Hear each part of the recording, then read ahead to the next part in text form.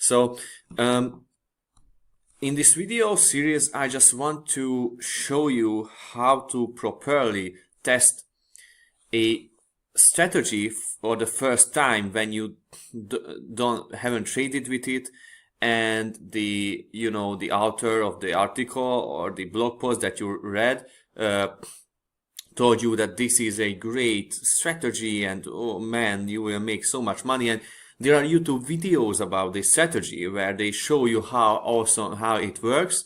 But the problem is that they are pre-recorded videos, and the authors of those videos are just fucking scammers. So let's see if we can make some more profit if we just tighten the two numbers, or we make them wider from each other, compared to each other. Now, first, let's see if we can make some more profit.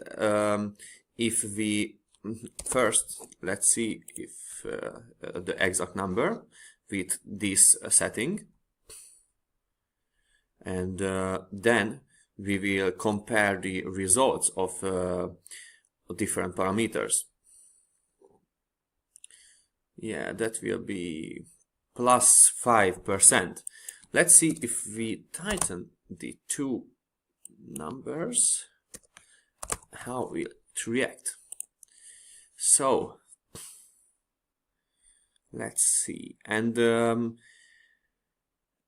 I want to make this series to be authentic and not some stuff that I already just planned the exact things I will show you, because that is not life and that is not trading. So now I am just doing what I'm doing when I first see a strategy.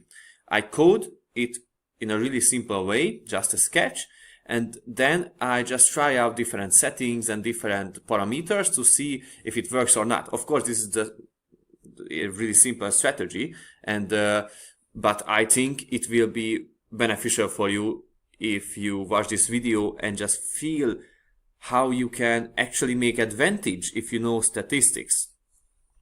So, for example, now you know that if you have a fairly high stop loss and take profit, and it is not fair, it's just an optimal amount. If you have a good enough kind of an optimal value for a stop loss and take profit, you can I won't say you can be profitable, of course, with a simple strategy, but you can secure your funds a little bit. And of course, trading is a really tough job, and you won't make much money if you don't train yourself emotionally. And of course, if you have a pretty big stop loss and take profit ratio, it will take extreme amount of patience. So I know why people choose these really bad stop loss take profit ratios and risk to reward ratios. And I will show you that it doesn't matter if you have a good risk to reward ratio if you don't use a minimum amount of pips to trade with. Oh, this looks really bad, let's say the least. So let's see if you are trading. And people come to me and they ask me, what? Oh, let's see, what the fuck is this? Yeah, it's so sad. So people ask me why they blow accounts over and over again.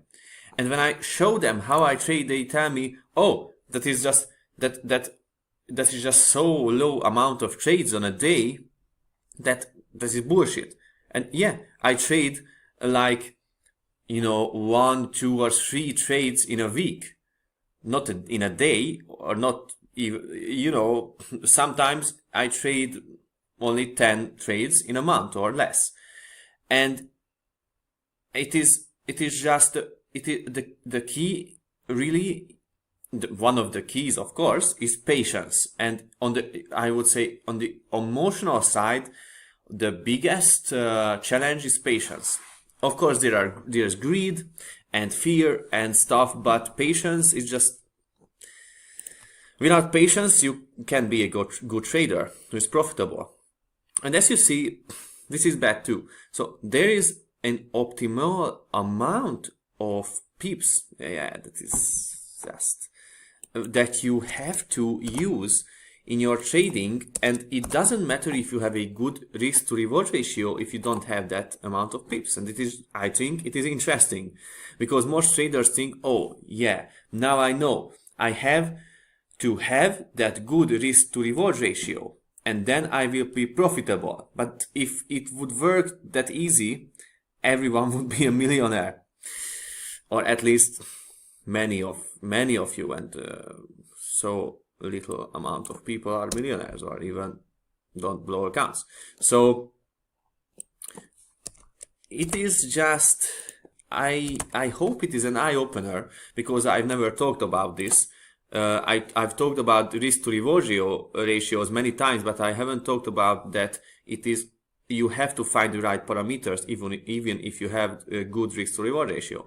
As you see, we arrived to a certain point where it is better. When you see you see how it turns to almost positive when you just increase the pips, the number of the pips that you use, because 20 was bullshit, 30 was bullshit, even 50 was bullshit, and now with 70 it is not that bad. So let's see a 90. And it doesn't necessarily, it won't be necessarily better, but it can be, because there are optimal numbers in trading, and you can't deny that. And let's see how it performs. Yeah.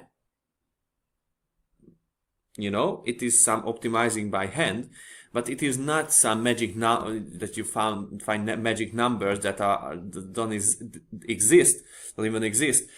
This is just pure logic.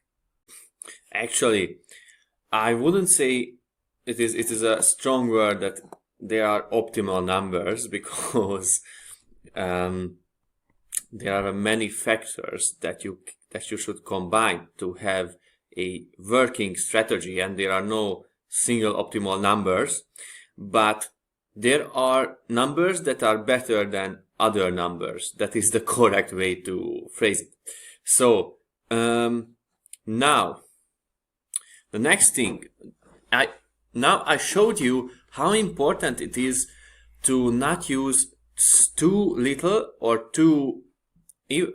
Now I show you how it's not a good way to trade if you use too little pips, even if you have a good risk to reward ratio. And if I were in your place, I would just write that down, because most traders fail if they do that. So the next thing, what if we just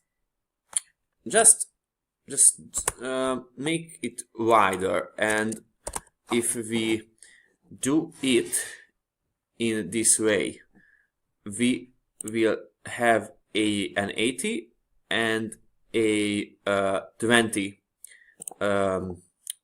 parameter. Let's see. Let's see if we can actually have an overall better trading year if we use more strict rules. No. So it is the other mistake that traders do. They think that if they will use more strict rules, they will have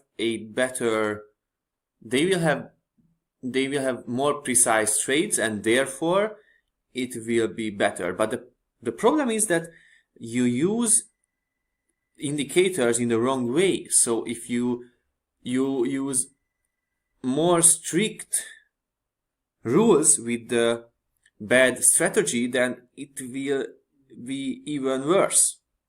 So the logic is a bit off.